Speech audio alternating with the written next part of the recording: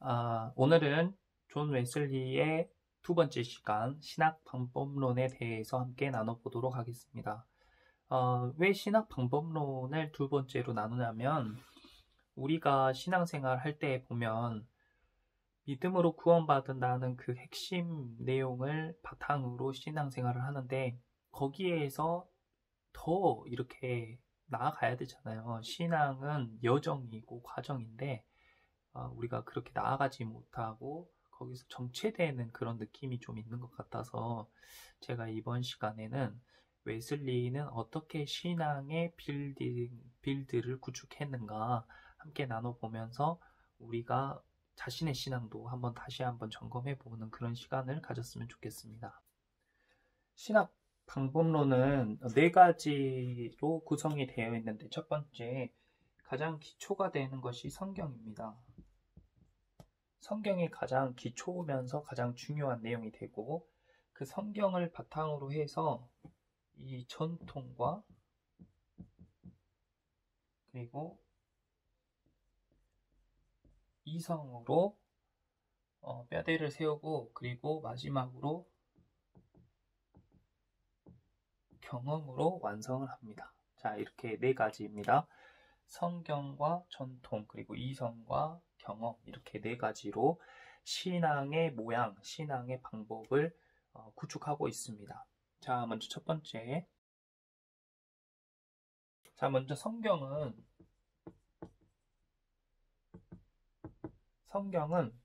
이 불변의 규칙이라는 것이죠. 불변의 규칙.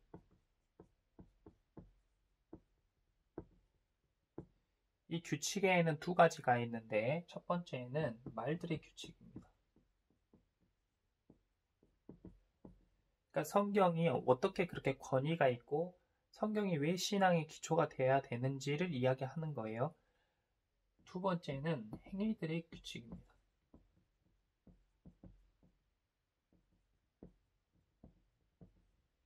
그렇기 때문에 이 성경이 이 불변의 규칙으로서 모든 것의 신앙의 기초가 딱 이렇게 성경으로 이루어져야지만이 그것이 반석 위에 지은 집처럼 올바르고 건전하게 신앙생활을 할 수 있다는 것이죠.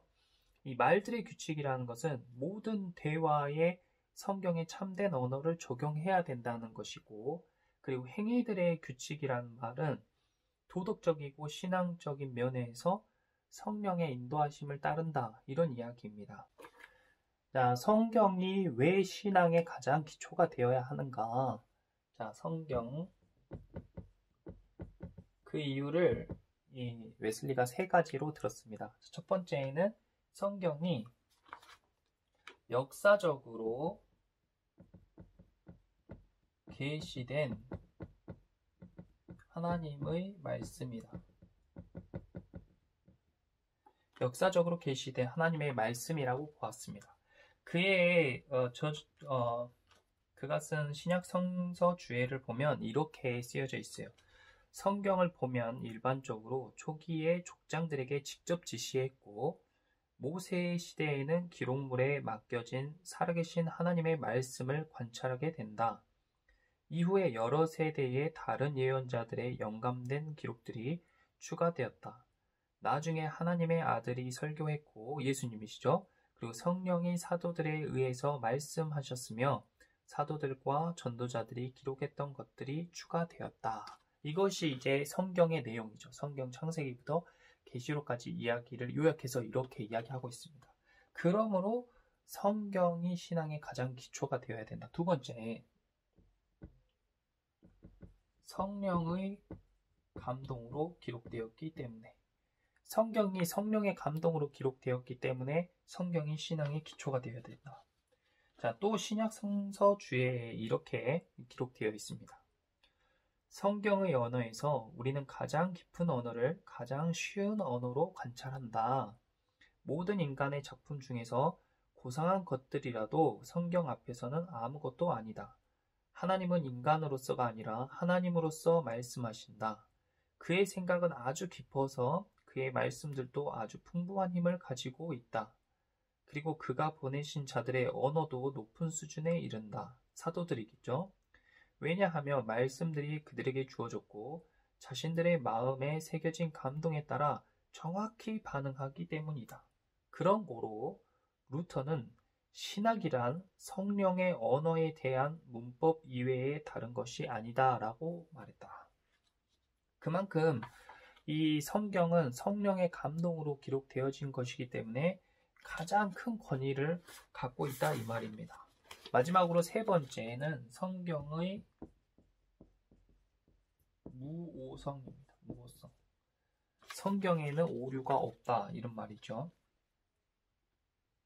이것에 대해서 웨슬리는 이렇게 이야기했습니다. 아니다. 만일 성경에 어떤 오류가 있다면 수없이 많을지 모른다. 만일 성경에 한 가지 거짓됨이 있다면 그것은 진리신 하나님으로부터 오지 않는 것이다. 결론적으로 모든 성경은 완전 무오한 진리이다. 이렇게 이야기했습니다. 그러니까 이 웨슬리는 이 성경을 우리의 기질과 말과 그리고 행위에 그 불변의 규칙에 대해서 기록된 책, 하나님의 감동으로 쓰인 책이면서 오류가 없는 책으로 보았습니다. 그러므로 우리의 신앙의 가장 기초가 되는 것은 성경이어야 된다. 이런 이야기입니다. 자, 성경으로 기초를 잘 닦았으면 이제 이 기초 위에 신앙을 세워야 되는데 무엇으로 신앙을 세울 것인가? 두 번째는 전통입니다. 성경의 기초 위에 전통의 기둥을 세워서 신앙의 건물을 증축한다 이 말입니다. 이 전통을 다른 말로 하면 기독교의 고전이라고 할 수 있어요. 고전. 전통을 나타내는 의미가 여러 가지인데 특히 이 카톨릭 같은 경우에 중시하는 전통과 약간 다르다고 볼 수 있습니다. 웨슬리가 말하는 전통은 기독교의 고전이다. 그러니까 이 고전이 우리에게 준 유익은 진정하고 순수한 기독교의 지식을 준다라고 이야기했어요.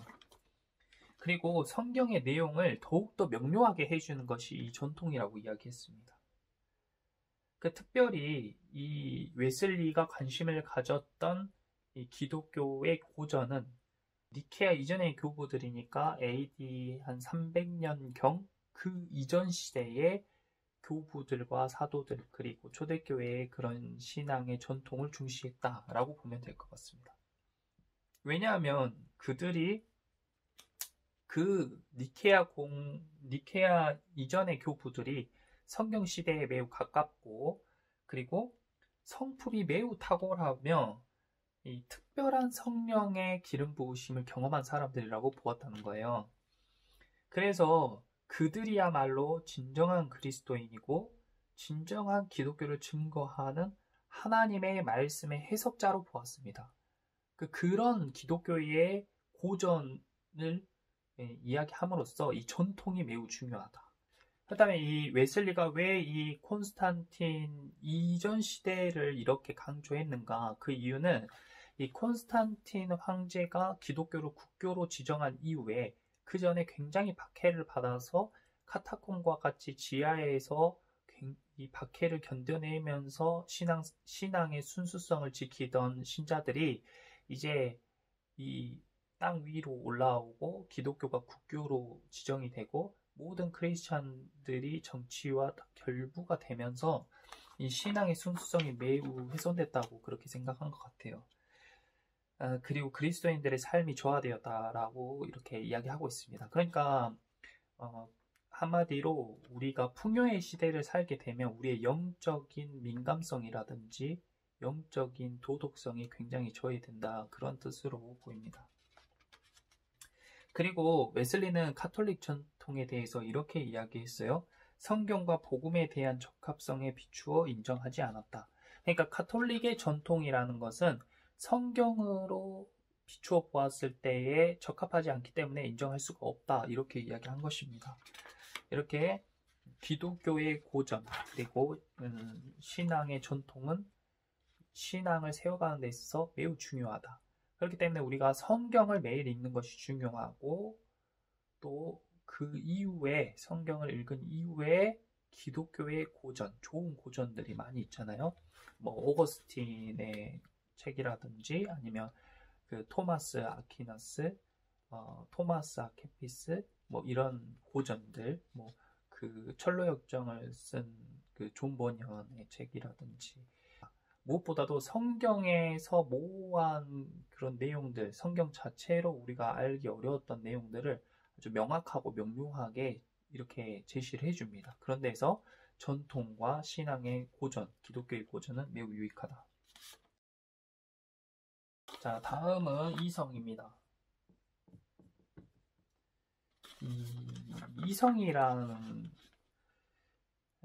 이성이라는 것, 이 웨슬리는 이성을 굉장히 중요시했는데, 우리가 보통 이 이성과 전통이죠. 여기가 전통이잖아요.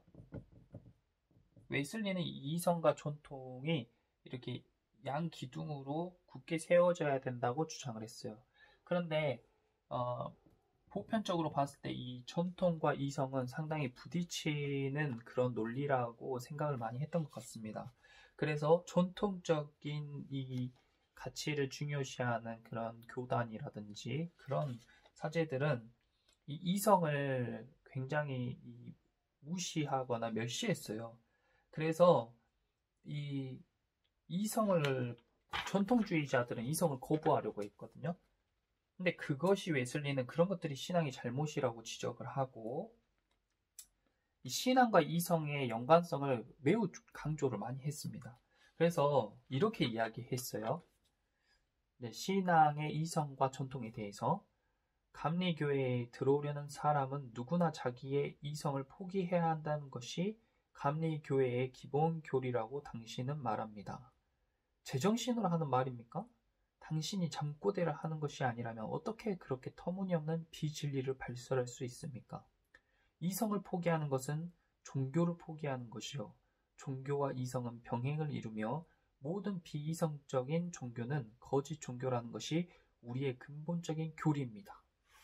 이때 당시 감리교인으로 들어가고자 하는 사람들은 자신의 이성을 포기해야 한다는 각서 내지는 그런 고백을 해야 됐었나 봐요. 제가 정확히는 모르겠지만, 그런데 웨슬리는 이런 전통에 대해서 강력하게 부정한 것입니다.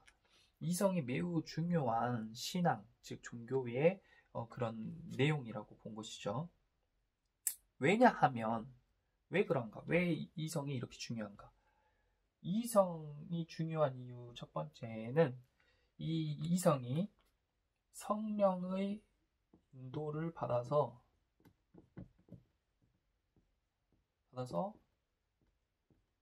복음에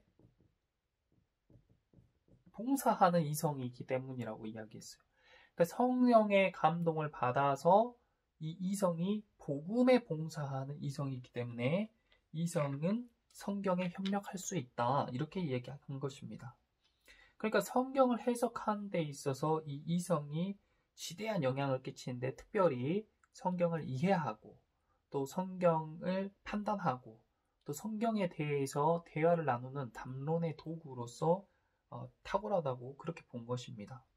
웨슬리가 이렇게 이성에 대해서 굉장히 강조했던 이유는 두 가지인데, 이 첫 번째가 부모님들의 교육이에요.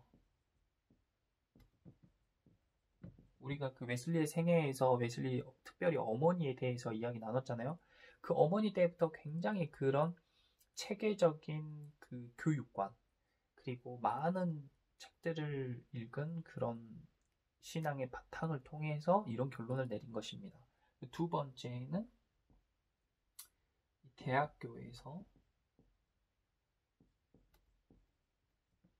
홀리클럽을 통해서 굉장히 그가 이 논리적인 수업을 많이 했었잖아요. 그런 것들이 굉장히 도움이 되는데, 그 중에서도 이 대학교 교육에서 이때 당시의 철학이라고 하면은 이 여러 가지 있겠지만, 이 웨슬리가 익힌 것은 크게 두 가지입니다.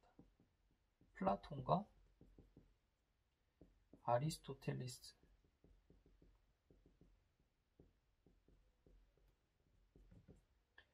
이 플라톤과 아리스토텔레스의 이성주의 중에 이 플라톤의 본유적 관념이라는 게 있어요.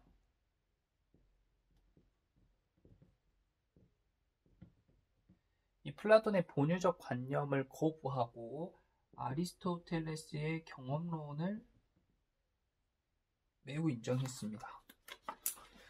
자, 이 플라톤주의에 거부한 것에 대해서 웨슬리가 이렇게 이야기했어요. 어떤 사람도 자신의 영혼에 찍혀진 그런 개념, 본성이죠. 본유적 이성. 이것을 발견했다거나 현재 발견하지도 못한다. 우리가 하나님을 아는 것은 우리의 성령의 영감으로 받은 것을 제외하고 우리가 하나님께 기본적으로 받은 것은 아주 적은데 우리가 내적 인상으로 얻어진 것이 아니라 그것이 없이 점진적으로 얻는 것이다.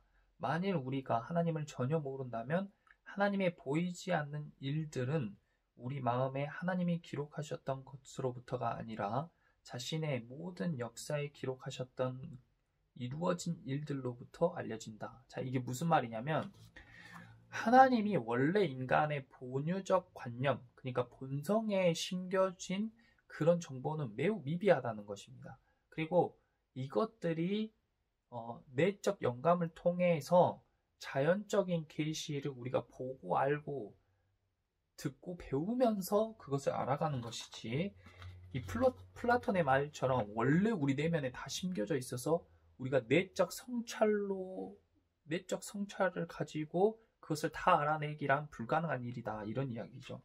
그런 면에서 아리스토텔레스의 경험론을 지지하는 것입니다.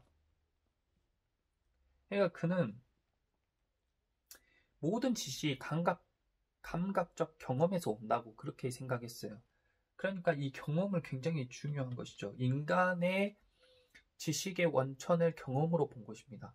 인간은 태어날 때부터 모든 경험을 통해서 지식을 쌓아간다. 그래서 이 웨슬리는 이성과 신앙을 어떻게 연결시키냐면 이성의 지식이 신앙의 경험에 도달하려면 이성의 지식이 신앙의 경험으로까지 도달하려면 이성의 자연 감각으로부터 신앙의 영적 감각으로 도약이 필요하다. 자, 이 내용이 무슨 말이냐면 자기 이성으로 가지고 있는 이런 그 신앙에 대한 지식, 이 신학들이 이 경험으로까지 이어지려면 그것이 내 안에 있는 그 이성의 자연 감각, 그러니까 이성이 태어날 때부터 자연을 경험하면서 느껴진 그 자연 감각이 보이는 세계를 경험했던 그 자연 감각이 이 내 안에 있는 영적인 이 신앙을 통해서 얻은 그 영적인 감각을 통해서 보이지 않는 영역을 경험하는 그런 영적 감각을 익히는 그런 대로까지 도약이 필요하다 이 이야기입니다. 그래서 그런 것들, 이 내적인 감각, 자연 감각이 영적 감각으로 도약하는 데까지 필요한 요소 또한 이성이다라고 그렇게 본 것입니다. 그래서 이것을 이 내적 감각이 이 자연 감각이 영적 감각으로 도약하는 이것을 뭐라고 했냐면 초월적 경험주의라고 했어요. 초월적 경험주의. 신앙, 이 영적인 실체를 느낄 수 있는 신앙의 주체는 영적 감각이다. 이 영적 감각이 민감해야 된다는 것이죠. 그리고 신앙생활을 하는 사람들은 이 영적 감각을 개발해야 되는 것입니다. 자, 마지막으로 이제 경험인데 웨슬리는 특히 경험을 중시했어요. 이 성경을 바탕으로 세워진 근거에서 전통과 이성의 기둥을 세우고 그 마무리, 이 신앙을 완성하는 것은 경험으로 완성하는 것이다. 자, 웨슬리가 강조했던 신앙은 참되고 살아있는 신앙. 신앙은 살아있어야 돼요. 죽은 신앙이 아니라 살아있는 신앙을 해야 돼요. 살아있는 신앙을 하려면 경험해야 돼요. 자기 삶에서 경험해야 그게 살아있는 신앙이에요. 삶에서는 아무런 신앙의 모양이 없고 일주일에 한 번 교회에 가서 설교 듣고 찬양하고 기도하면서 머리로만 아는 지식으로만 남아있는 그런 신앙은 죽은 신앙이다. 자기가 배우고 익히고 자연적인 감각으로 깨달은 것을 영적인 감각으로 소화해내고 그것을 자기 삶에서 실천해내고 경험해내는 것까지 가는 것이 신앙의 온전함이라고 볼 수 있겠습니다. 웨슬리는 신앙의 완전 그리고 온전한 성화를 매우 강조했었어요. 그래서 웨슬리는 이 경험에 대한 이해가 그렇다면 어디서 온 건가? 방금 이야기했던 그런 자연적 감각에서 영적 감각으로의 변화, 영적 감각을 느끼게 된 동기, 이때 이 자신의 영적인 경험을 비추어서 웨슬리가 내적인 감동이라는 것이 존재하구나 라고 그 경험에 대해서 인정하게 된 것입니다. 그러니까 이 내적인 감동을 우리가 느낄 수 있어야 돼요. 그것이 바로 성령의 역사라고 볼 수 있는 것이죠. 특히 이 웨슬리가 경험한 이 내적 경험의 중요한 내용은 우리 지난 시간 생애에서 이야기했던 것처럼 웨슬리는 이 성경에 대한 이해와 그리고 전통에 대한 이해 그리고 이성에 대한 탁월한 지식을 가지고 있었는데 경험이 부족했어요. 그래서 이 지적 회심에 그쳐 있는 상황에서 이 신앙적으로 뭔가 돌파가 되지 않아서 답답한 느낌을 받고 그가 전한 선교가 사람들에게 영향을 못 미치고 있을 타이밍에 올더스게이트라는 곳에 가서 로마서 서문을 읽는 그 소리를 듣고 나서 자기가 완전히 복음적 회심을 하게 되잖아요. 이것이 바로 내적 경험입니다. 웨슬리가 경험한 이 내적 경험을 통해서 이 경험이라는 토대가 탁 쌓여지면서 신앙의 어떤 모양이 탁 갖춰지는 것이죠. 이 이후로부터 전해지는 설교라든지 자신의 신앙에 대한 확신이라든지 이런 것들이 더욱더 분명해질 수 있었던 것입니다. 두 번째, 이 웨슬리가 경험에 대해서 이해하는 것은 이 경험이야말로 성경을 더욱 분명하게 해준다는 것이에요. 그러니까 자기가 성경에서 본 내용, 성경에서 들은 내용들을 자기 삶에서 실천해 보았을 때 그것을 실제로 경험했을 때 그것이 비로소 자기 것이 된다는 것입니다. 그래서 이 경험의 가치라는 것은 성경의 진리를 확증하는 중요한 도구다라고 이야기했습니다. 결론적으로 신앙 생활을 할 때에 이러한 구성을 이용하면 굉장히 도움이 되는데 우리가 막연하게 목사님의 설교만 듣고 또 우리가 일주일에 한 번씩 교회에 가는 것으로 자신의 신앙을 지키는 것이 아니라 특히나 이렇게 코로나로 인한 팬데믹 시대 또 예배가 자유롭지 못한 이런 시대는 점점 더 다시 자신의 신앙을 지키기가 어려운 시기가 됩니다.